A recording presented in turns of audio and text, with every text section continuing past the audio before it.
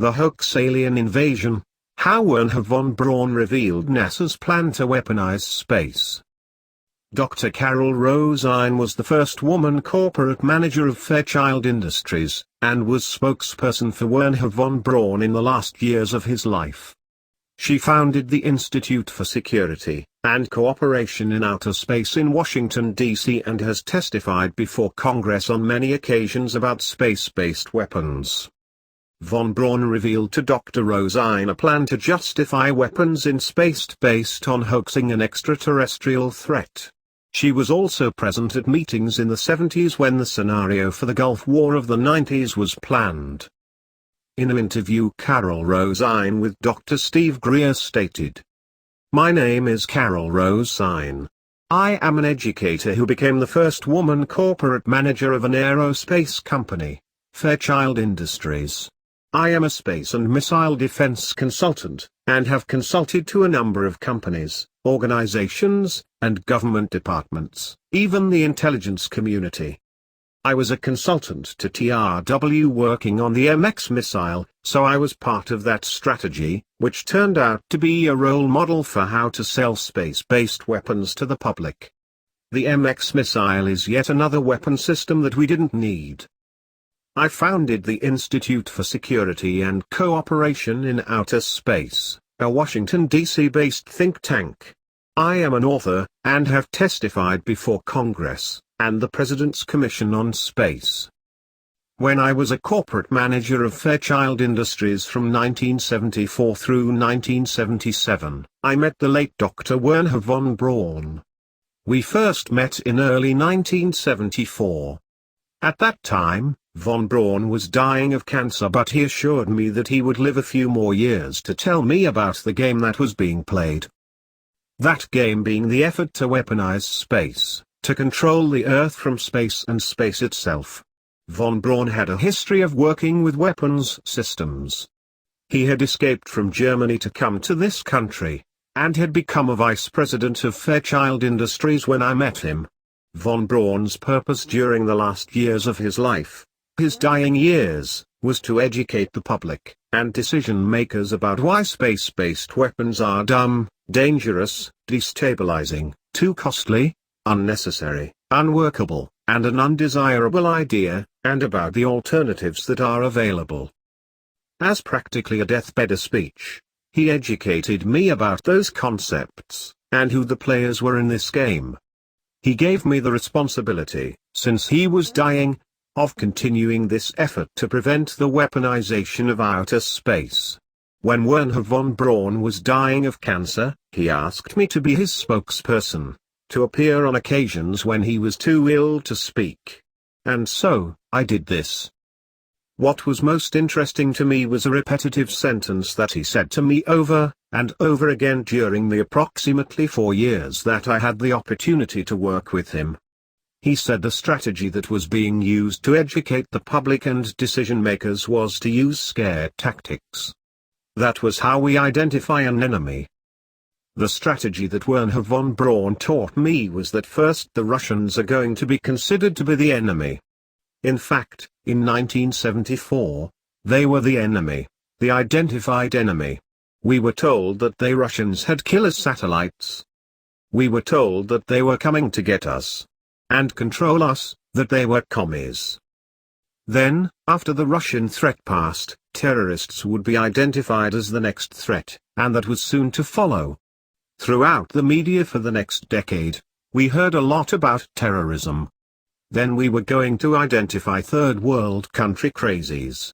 We now call them nations of concern. But he said that would be the third enemy against whom we would build space-based weapons. The next enemy was asteroids. Now, at this point he kind of chuckled the first time he said it. Asteroids, against asteroids we are going to build space-based weapons. And the funniest one of all was what he called aliens, extraterrestrials. That would be the final scare. And over, and over, and over during the 4 years that I knew him and was giving speeches for him, he would bring up that last card. And remember, Carol, the last card is the alien card. We are going to have to build space-based weapons against aliens, and all of it is a lie. I think I was too naive at the time to know the seriousness of the nature of the spin that was being put on the system. And now, the pieces are starting to fall into place. We are building a space-based weapons system on a premise that is a lie, a spin. Wernher von Braun was trying to hint that to me back in the early 70s and right up until the moment when he died in 1977. What he told me was that there is an accelerated effort in place. He didn't mention a timeline, but he said that it was going to be speeding up faster than anybody could possibly imagine. That the effort to put weapons into space was not only based on a lie but would accelerate past the point of people even understanding it until it was already up there and too late. When von Braun was dying in front of me, the very first day that I met him, he had tubes draining out of his side. He was tapping on the desk telling me, "You will come to Fairchild." I was a school teacher. He said, "You will come to Fairchild, and you will be responsible for keeping weapons out of space." The way he said it with this intenseness in his eyes, and added that very first day, the first time I met him, that space-based weapons were a dangerous, destabilizing, too costly, unnecessary, untestable, unworkable idea. The last card that was being held was the extraterrestrial enemy card. The intensity with which he said that made me realize that he knew something that he was too afraid to mention. He was too afraid to talk about it. He would not tell me the details. I am not sure that I would have absorbed them if he had told me the details, or even believed him in 1974. But there was no question that this man knew and had a need to know. I found out later. There is no doubt in my mind that Wernher von Braun knew about the extraterrestrial issue. He explained to me the reasons why weapons were going to be put into space, the enemies against whom we were going to build these weapons, and that all of that was a lie. He mentioned that extraterrestrials were going to be identified as the final enemy against whom we were going to build space-based weapons systems back in 1974. The way he said it to me, there was no doubt in my mind that he knew something that he was too afraid to talk about. Wernher von Braun never spoke to me about any of the details that he knew related to extraterrestrials, except that one day extraterrestrials were going to be identified as an enemy against whom we are going to build an enormous space-based weapons system. Wernher von Braun actually told me that the spin was a lie, that the premise for space-based weaponry, the reasons that were going to be given, the enemies that we were going to identify, were all based on a lie. I have been tracking the space-based weapons issue for about 26 years. I have debated generals and congressional representatives. I have testified before the Congress and the Senate. I have met with people in over 100 countries. But I have not been able to identify who the people are who are making this space-based weapons system happen. I see the news. I see the administrative decisions being made, regardless of who is president, or what party controls the Congress, and I know that they are all based on lies and greed. But I have yet to be able to identify who the people are behind the plan to weaponize outer space. And that is after tracking this issue for 26 years. I know that there are big secrets being kept, and I know that it is time the public and decision makers pay attention to the people who are now going to be disclosing the truth. Instead of weaponizing outer space, we need to make some definite changes and build a system in space that will benefit every single person, and all of the animals, and the environment of this planet. The technology is there. The solutions to Earth's urgent and long-term potential problems are there. I have a feeling that once we start studying this extraterrestrial issue, all of the questions that I have had for 26 years are going to be answered. However, I have concluded that the plan to weaponize outer space is based on a few people, who are intent making a lot of money and gaining global power. In large part, it is also about ego. It is not about our essence, and who we really are on this planet and loving each other, and being at peace and cooperating. The plan isn't about using technology to solve problems and heal people on this planet. It isn't about that at all. It is about a few people who really are playing an old, dangerous, costly game to pad their own pocketbooks and engaged in a global power struggle. That is all it is. I believe that this entire space-based weapons game is initiated right here in the United States of America. What I hope for is that with this information that is being disclosed, the new administration will do what is right. That is to transform the war game into a space game so that we use the technologies that are available not just as spin-offs of war technology, but as direct technological applications to build a cooperative space system that will benefit the entire world, and that will allow us to communicate with the extraterrestrial cultures that are obviously out there. Who would benefit from these space-based weapons? They are the people who work in that arena. People in the military, in industries, in universities and labs, in the intelligence community. This is not just in the United States, but it is worldwide. This is a worldwide cooperative system. Wars are cooperative. Just as peace will be when it breaks out. But right now there are a lot of people benefiting from destruction. This is what our economy has been based on in this country for decades. And it is now spreading around the world. Wars are being conducted for profit, not only political policies. Untold millions of people are suffering as a result. It is not fair. It never has been. Prots before old and people have screamed, out of swords let us build plowshares, let's have peace, and hold hands around the world.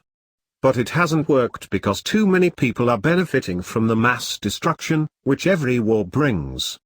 Not only are they benefiting financially, but from what my experience is, there are people who actually believe that Armageddon should happen precisely so that we have to have these wars. So, the propaganda for the weaponization of space is going from the plans and pocketbook of a military-industrial complex, to the religious right. Some people actually believe that we have to have wars for these religious reasons, claiming that it's in the Bible. There are people who just love war. I have met warriors who just love to go to war. Then there are the good people, the soldiers, who just take orders. They have to feed their children, and send them to college, so they want to keep their jobs. People in laboratories have told me that they don't want to work on these technologies for war, but if they don't they won't get a paycheck. Who is going to pay them? But what I see is that there are not only dual uses for these technologies, but there are many uses for the same technologies. We can build space hospitals, schools, hotels, laboratories, farms, industries. It may sound far out, but if we don't do that, we are going to build battle stations, and weapons pointed down on all of our heads, and back out into space. Apparently we have been doing some of that already. We have a choice now that can be made. We can all benefit. All of the people in the military-industrial complex, in the intelligence community, in universities and labs, in the United States, and all over the world, we can all benefit. We can just transform that industry so easily with a change of course, a change attitude, a decision based on our highest consciousness, our spirituality, and on the fact that we have no choice unless we all want to die. And clearly, we don't. So we can all benefit financially, spiritually, socially, psychologically by weaponizing outer space. This is technologically and politically feasible. It is possible to transform this game now, and everyone on Earth will benefit. In 1977 I was at a meeting in Fairchild Industries in a conference room called the War Room. In that room were a lot of charts on the walls with enemies, identified enemies. There were other more obscure names like Saddam Hussein, and Gaddafi. But we were talking then about terrorists, the potential terrorists.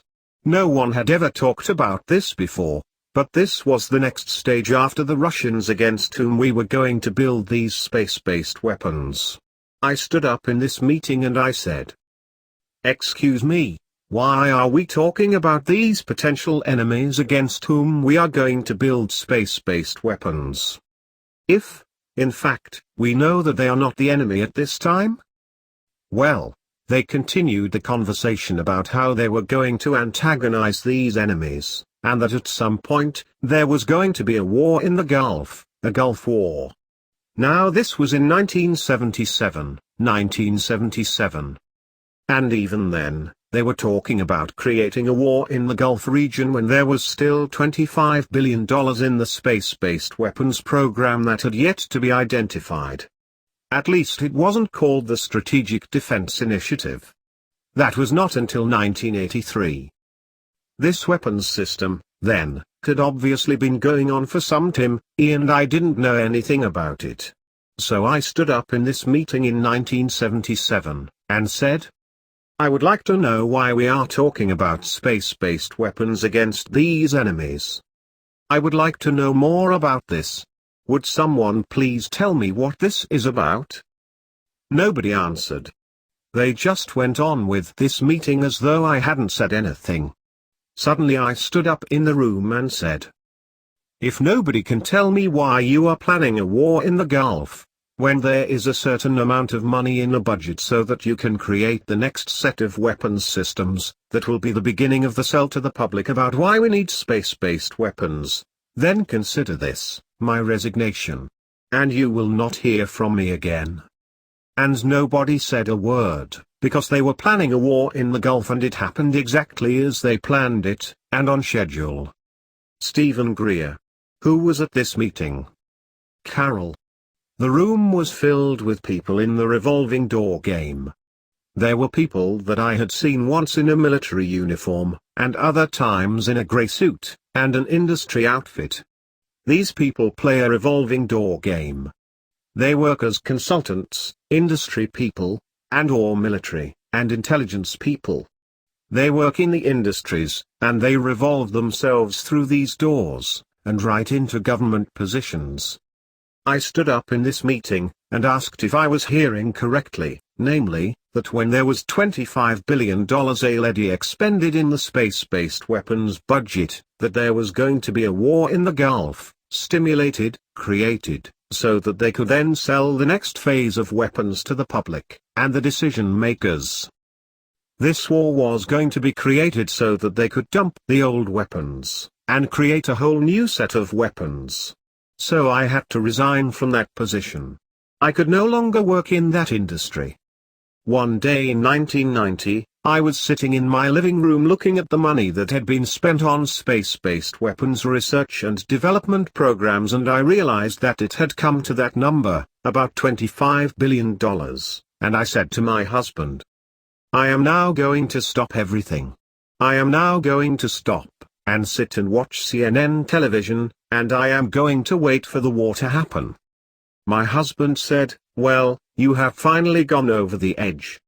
You have flipped out.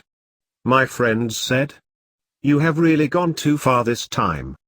There is not going to be a war in the Gulf. Nobody is talking about a war in the Gulf. I replied, there is going to be a war in the Gulf. I am going to sit here, and wait for the war in the Gulf. And it happened right on schedule. As part of the war game in the Gulf, we in the public were told that the United States was successful in shooting down Russian Scud missiles. We were rationalizing new budgets based on that success. In fact, we found out later, after the budgets were approved for the next phase of weapons, that it was a lie. We did not have successful shoot-downs the way we were told. It was all a lie, just to get more money put in the budget to make more weapons.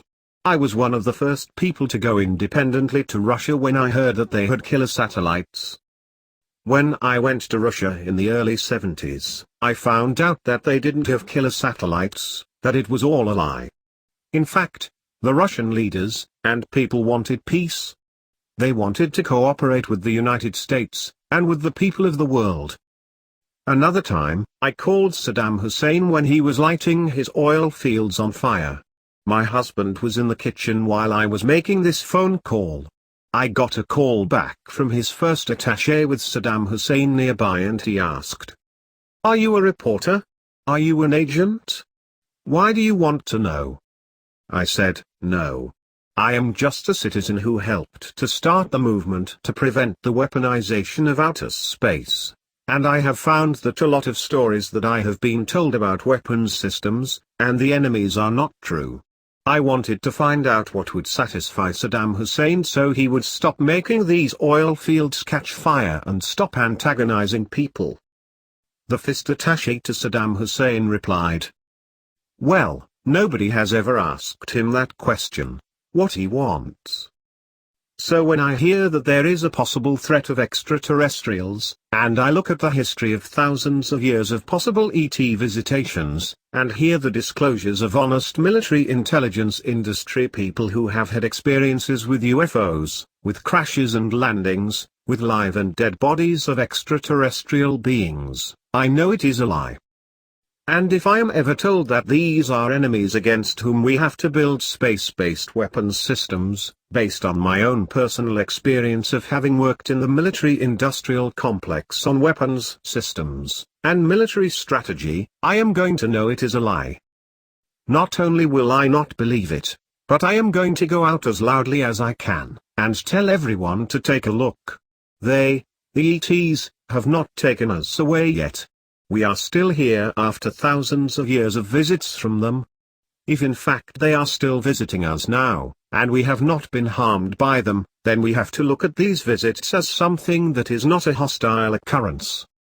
It would be my hope and my intention to do everything I could to work with people who are working to communicate with, and cooperate with these extraterrestrial beings. They are clearly not hostile. We are here. That is enough a proof for me. There is no limit to how people can choose to live on this planet. We have a chance to do that, and I think that the window is closing rapidly. I don't think that we have much time in which to make and implement that decision.